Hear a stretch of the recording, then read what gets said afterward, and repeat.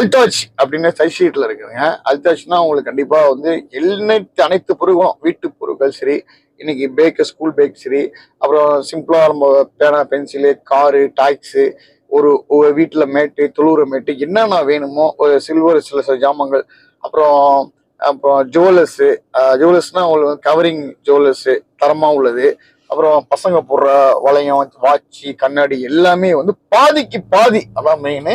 அல்டாச் போனீங்கன்னா கண்டிப்பா எந்த பொருள் எடுத்தாலும் பாதி பாதி தான்.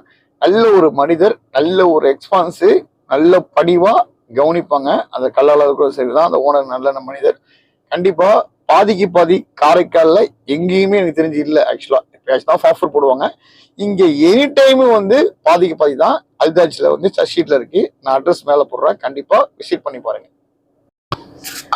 அனைவருக்கும் வணக்கம். இன்னைக்கு நம்ம என்ன படம் டெய்லர் ரிவ்யூ பார்க்க போறோம்னா ஹபீபி அப்படி படத்தை பார்க்க போறோம்.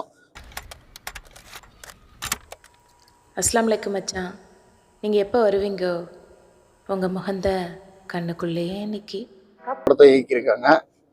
படத்துல வந்து ஒரு 36 பேர் முஸ்லீம் கேரக்டர், முஸ்லீம் நேம்ல உள்ளவங்களும் நடிச்சிருக்காங்க.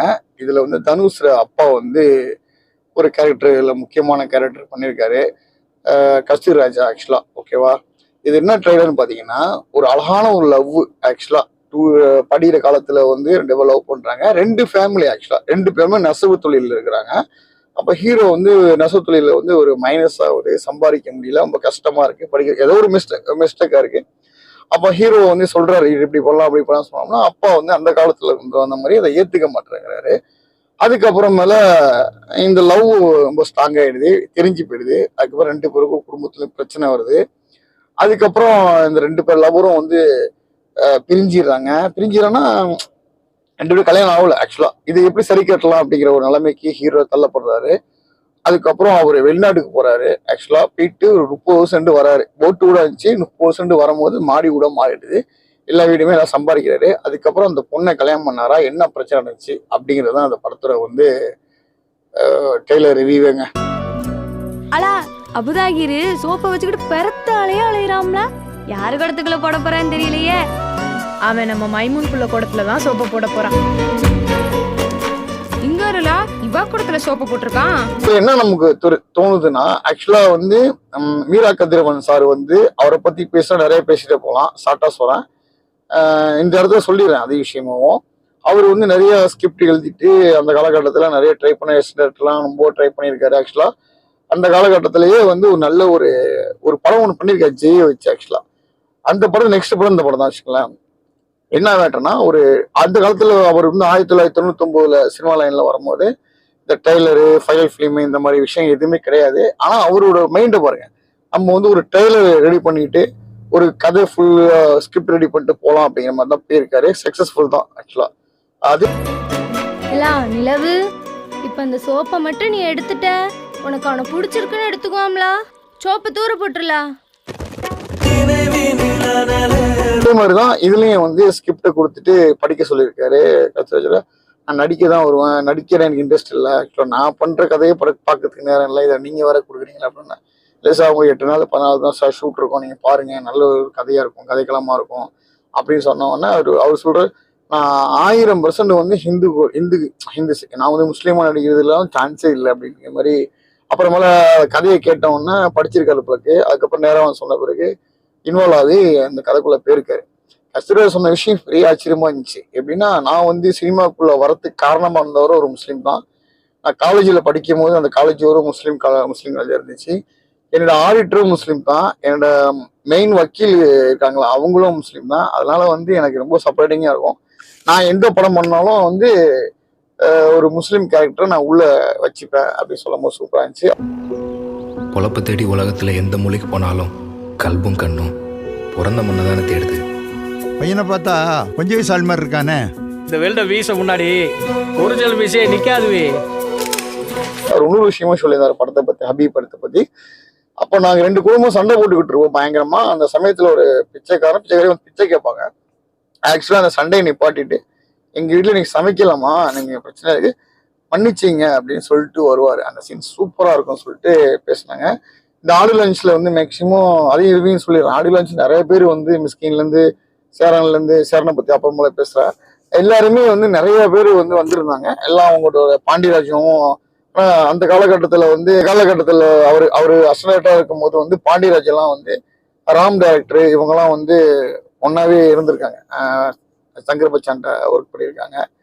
அதனால வந்து அவரோட கும்பகோணத்தோட பார்த்துருக்கேன், ஷூட்டிங்கில் பார்த்துருக்கேன். அதுக்கப்புறம் சிதம்பரம் தாண்டி ஒரு ஷூட் நடந்துச்சு ஃபியட்டு காரை வச்சு, அதுலேயும் நான் அவரை பார்த்துருக்கேன். நல்ல மனிதர், அவர்கிட்ட சூப்பரான டைப்புங்க. ஆக்சுவலாக அவர் ஃபோட்டோஸ்லாம் இருக்குது, எங்கே வச்சுன்னு தெரில. முடிஞ்சால் நான் அந்த இடத்துல மென்ஷன் பண்ணுறேன் அந்த ஃபோட்டோ பாருங்கள். ஏன்னா சங்கர் பச்சான் வந்து சூப்பரான டைப்பு.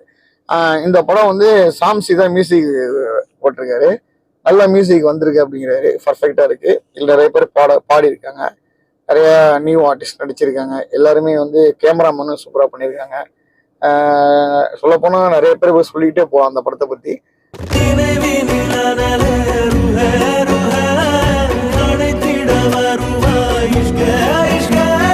இந்த படம் நல்லபடியாக ரிலீஸ் பண்ணுறதுக்கு வந்து ராம் கருப்பு ஐயா அவர் பேர் நினைக்கிறேன், 2 பேர் ப்ரொடியூசர். அவர் பார்த்தா உள்ள வந்து இந்த படத்தை ரிலீஸ்க்கு ரொம்ப ஹெல்ப் வந்ததே பெரிய விஷயங்க. ப்ரொடியூசர் சின்ன படத்துக்கு இந்த காலகட்டத்தில் வந்துட்டு அதான் மெயின் வந்து ஒரு 150-200 தேட்டரில் நாளைக்கு ரிலீஸ் ஆகுது படம். கண்டிப்பாக எல்லாம் போய் தேட்டரில் பாருங்க, சப்போர்ட் பண்ணுங்க ஹபீபி படத்துக்கு. டேரக்டர் நல்ல மனிதா இருக்காரு, என்ன கேட்டாலும் தந்துடுறேங்கிறாரு. அப்படிப்பட்டவர்கிட்ட போய் நம்ம வந்து ஃபர்ஸ்ட் படம் நம்மளும் ஒரு ஆக்டரா இருக்கும், நம்ம நடிக்க கேட்டா கண்டிப்பா நடிக்க கொடுப்பாரு. ஏன்னா ஒரு ஹீரோயின் ஒரு பொசிஷன்ல 4-5 பொண்ணுங்களுக்கு ஒரு பொண்ணுக்கு போய் கமிட் பண்ணும்போது கதை சொல்லும் போது உனக்கு இவ்வளவுதாம்மா அமௌண்ட் கொடுக்க முடியாது, அதெல்லாம் முடியாது, சின்ன படமா வேணாமா அப்படின்னு சொல்லிட்டு அந்த பொண்ணு வேணா அடுத்த இதை பார்க்கலாம் அப்படின்னு எண்ணம். அதுக்கப்புறமேல எதாவது நான் பண்ணுவேன்னு சொன்ன உடனே ஒரு தைரியம் கொடுத்த உடனே அதை எடுத்துட்டு போய் கொடுத்து அதுக்கப்புறம் சக்சஸ்ஃபுல் கொண்டு வந்து அந்த நடிக்க வச்சிருக்காங்க. அவங்க ஸ்டேஜில் பேசினாங்க அட்லான்ஸ்ல. பேசும்போது அது ஒரு ரொம்ப ஃபீலாக இருந்துச்சு. அந்த பொண்ணுக்கு நம்ம ஒரு வாய்ப்பு கொடுப்போம் படத்தை நம்ம படம் எடுக்கும் போது அப்படின்னு தோணுச்சு. மொத்தத்தில் ஹபீபி படத்தை போய் எல்லாம் தேட்டரில் பாருங்க. அவனாச்சும் 4 இடத்துக்கு போகட்டும், 4 காசு சம்பாதிக்கட்டும். அவன் துட்டு சம்பாரிச்சு கொண்டு வந்து கொடுக்கணுங்கிற ஆசை எனக்கு ஒன்றும் இல்லை. அவன் கையை கொண்டு அவன் அம்மனத்தை மறைச்சிக்கிட்டாலே போதும். ஒரு டைரக்டருக்கு சப்போர்ட் பண்ணுங்க, ஒரு ப்ரொடியூசருக்கு வந்து நம்பி.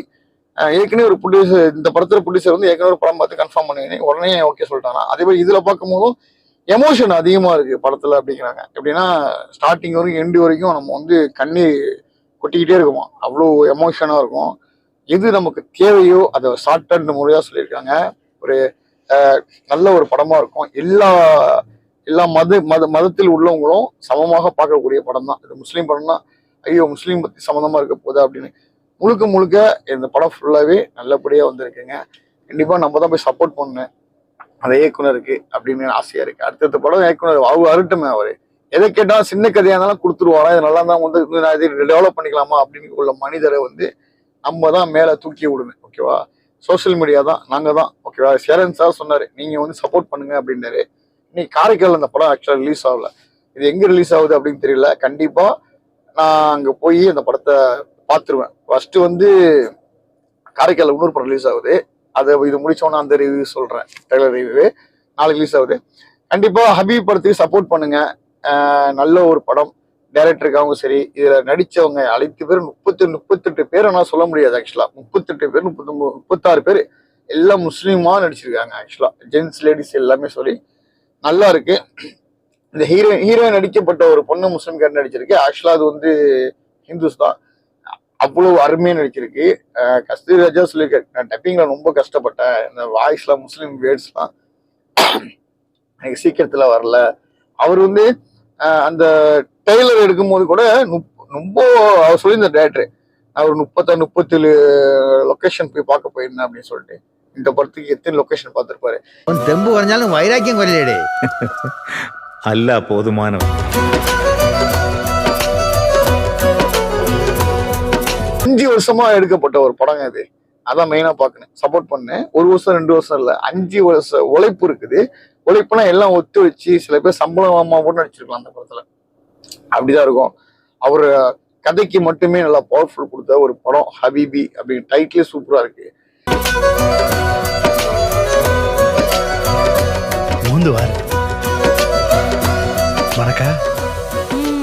மணக்கத்தான் செய்யுது.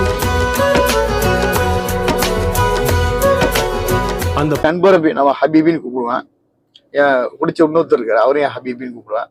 அப்படி பார்க்கும்போது இந்த ஹபீபி வந்து எனக்கு வந்து ரொம்ப ஹாப்பியா இருக்கு. ஓகேவா, ஹபீபி ஜின்னா அப்படிமா ஜாலியா பேசுவாப்புல. அப்படி பேசினாவே அவர் 1 மணி நேரம் பேசுவார் என்கிட்ட. என் நண்பர் அப்படிதான், ஹபீபின்னா நான் அப்படி துபாய் பாஷையில பேசுவேன், அவர் மாதிரியே பேசிட்டு இருப்போம், அந்த மாதிரி பேசிட்டு இருப்போம். அது எனக்கு ஞாபகம் வருது. ஏதோ ஹபீபி படம் பார்த்துட்டு கண்டிப்பா அது எங்க ஓனாலும் நாளைக்கு நான் படம் பார்த்துட்டு பப்ளிக் ரிவ்யூ கொடுக்க போறேன், நான் ரிவ்யூ சொல்ல போறேன். படம் பார்த்துட்டு கண்டிப்பா வெயிட் பண்ணுங்க. கண்டிப்பா ஹபீபி படத்துக்கு சப்போர்ட் பண்ணுங்க. எல்லாம் வந்து தியேட்டர்ல பார்த்துட்டு ஃபேமிலியா பாருங்க. பார்த்துட்டு உங்களை கருத்தை பதிவிடுங்க. என்னோட கருத்தையும் பதிவிடுகிறேன். கண்டிப்பா ஒரு ஃபேமிலி என்டர்டைன்மெண்ட் படமா இருக்கும். மிஸ் பண்ணாம எல்லாம் போய் தியேட்டர்ல பாருங்க. 5 வருஷ உழைப்பை நம்ம தான் வந்து அடுத்த படம் அவர் எடுக்கிறதுக்கு நம்ம வாய்ப்பு கொடுக்கணும். ஓகேவா, இப்போ நடிகரா இருக்கேன், டைரக்டரா இருக்கேன், அப்படிங்கும்போது நடிக்கும் போது ஹபீபி படத்துல நெக்ஸ்ட் படம் அவர் பண்ணாருன்னா அதில் நடிக்கிறது நமக்கு வாய்ப்பு கொடுப்பாரு சோசியல் மீடியால. அதனாலதான் நான் அந்த படத்தை பத்தி இவ்வளவு பேசணும்னு நினைச்சா கூட நினைச்சீங்க, பிரச்சனை இல்லை. கண்டிப்பா ஹபீபி படம் நல்ல ஒரு படமா இருக்கும். தியேட்டர்ல போய் பாருங்க. நன்றி. இன்னொரு நிகழ்ச்சி சந்திக்கிறேன். அவன் அந்த புள்ளைய இன்னும் மறக்கலடே. இன்குலாபின் வரிகளில் சொல்வதென்றால் நமது குரல் சன்னமானதுதான், ஆனாலும் நாம் பேசியாக வேண்டும். ஆம், எனக்குள்ளேயே இன்னைக்கு